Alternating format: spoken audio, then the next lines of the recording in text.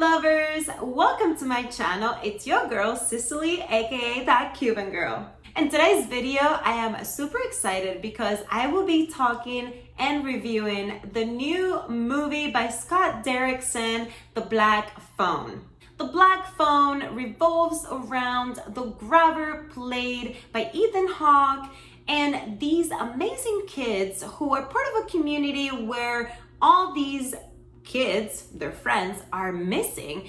And when the movie starts, you realize that there have been 4 kids missing so far, and then one of Mason's characters, Finney, friend, actually ends up being grabbed or ends up going missing as well. Then the entire movie revolves around this and around Finney himself getting kidnapped. And I love that I get to talk about this film because I am a psychological thriller fan. That is definitely my favorite genre. I know this film is considered a horror film. However, I think that there are so many factors that make it more of a thriller and a more of a psychological thriller than necessarily a horror film, which I personally loved. Even though there were very amazing jump out moments that really made me like close my eyes and be like, oh my god, this is intense. It was in a very beautiful way. I loved the fact that to me it felt more like a thriller, like a psych thriller over necessarily a horror film. One of the things that I love and I find very peculiar about this film, The Black Phone, is that it is actually based on a short story, which, fun fact, was written by Stephen King's son. And if you're familiar with Stephen King's work, you know that he wrote It. And I did find that a lot of the things in The Black Phone refer back to It, or refer back to that 1970s era where people use the yellow raincoats, or even the balloons, instead of red balloons like in It, now they are black balloons. And even the grabber, which represents these, I guess, villain for this movie played by Ethan Hawke, he also resembles a clown just like in It. And I thought that that was very peculiar per se. Now, one of the things that really surprised me about this movie, especially for being the genre that it is that it actually had an amazing story behind it. Scott Derrickson actually wrote and produced Sinister, which was amazing. And I actually remember watching Sinister and thinking, oh my gosh, this is a lot for me right now to handle. Like, Sinister for me was a lot. It was an amazing movie, but it was a lot. This movie, however, it had a lot of factors that reminded me of Sinister, but it was way more, it was a little lighter, which I really appreciated, to be honest, due to the fact that I was sitting there completely by myself in that theater. I'm not gonna lie. I love the fact that the main characters were played by Thames and Madeleine McGraw. And these kids, oh my god, their ability to really act and to really make us feel like all these things were real, which obviously that's the point of acting, right? But when you have a major film that revolves around children, a lot of that falls into the kids' ability to act. And these kids were so amazing. Even talking about it gives me the chills because I was sitting there and I was like, how are you a 14-year-old, 15-year-old, and you can act that way? I mean, when I was 14 or 15, I was still trying to figure out like what is life about. And here they are, these kids. If you watch the behind the scenes of this movie, you see, they have all these cameras around them, and Ethan Hawke is, with all these masks and super scary. And I'm just thinking to myself, these kids are amazing. Something I really loved about this film that I don't find in films lately all that much is the fact that everything was very well thought out. The jumps were very well thought out. You didn't feel like they were doing unnecessary scares just to scare you. They were very calculated, and in my opinion, they were there at the exact time that they were needed. And that was one thing I loved, because you don't see that anymore in horror films. And I am a huge fan of the 90s era, and I think the 90s did the best storytelling, but I think that the Black Phone actually is right there with these films, and I love that about this movie. It was very unexpected, and I was very pleasantly excited to be watching this movie. Something else that I was thinking as I was sitting there watching this film was, oh my gosh, Ethan Hawke is actually not that scary. And hold on, because I had a big realization later on.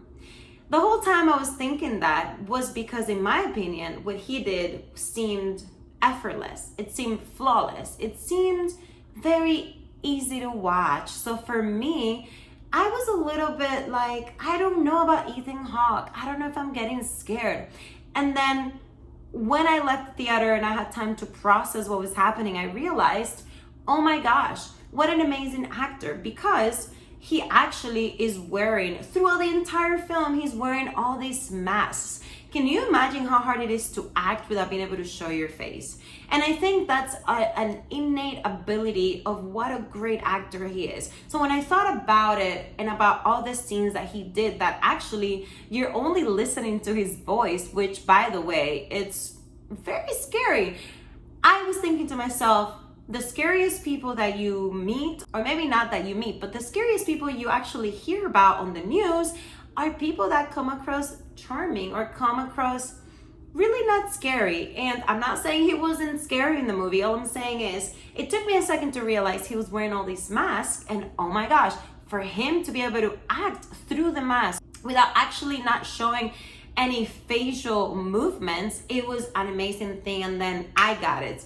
That was amazing. That's the type of villain that we need. And I hope he wins an award for this, because honestly, I think he did an amazing job. Another thing that I really loved was how they incorporated or mixed the supernatural ghost story with the, you know, the psychological thriller aspect of it. I really loved that all of these spirits were coming through the phone and they were giving Finney the clues as to how to get out of that situation. And I also love the fact that you actually don't really know if he is in fact going to get out of that situation. A lot of times, a lot of things fail, and I love that they did, because there's nothing more annoying to me in a movie when things are obvious and when you know, oh my gosh, she's gonna get out of this for sure.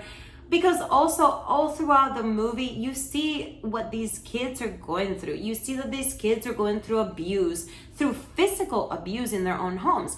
And talking about physical abuse, we know, watching the film, that in fact the grabber has gone through physical abuse himself, most likely, right? But we don't really know. We don't know his backstory. We don't know where he comes from. We don't know anything about him, except that maybe he was a magician, because that's what they tell you in the film. And I love that, because it gives room for the writers to come up with more stories, which I think will be very well deserved.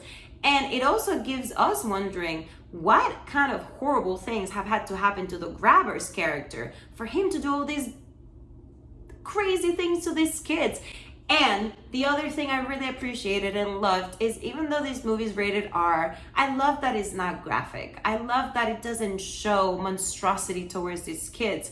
I love that everything is left to the imagination, only by the grabber's body language. You can imagine what kind of damage, what kind of cruel things he's done to these kids that he's killed.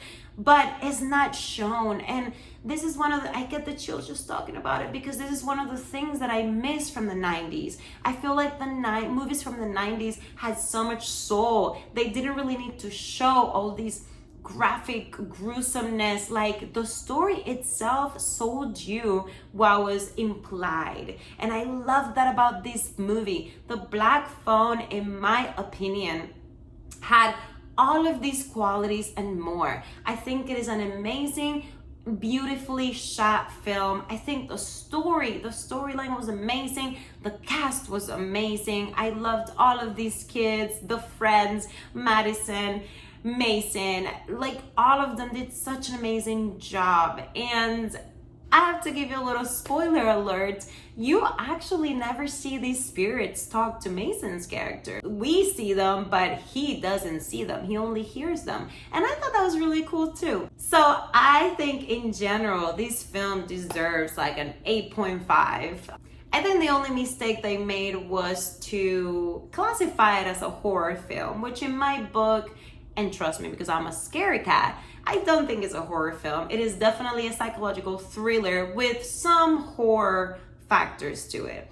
Overall, I love The Black Phone. If you haven't watched it in theaters, please do so. It is amazing, especially if this is the kind of genre that you enjoy. Thank you so much for watching this video. If you made it all the way through, please remember to subscribe, to give me a thumbs up so I can continue to create this community of film lovers. I love film, and I really hope that we can create conversations around film. I love you. I will see you on my next video. Stay up, high vibes, and go to the movies and watch The Black Phone.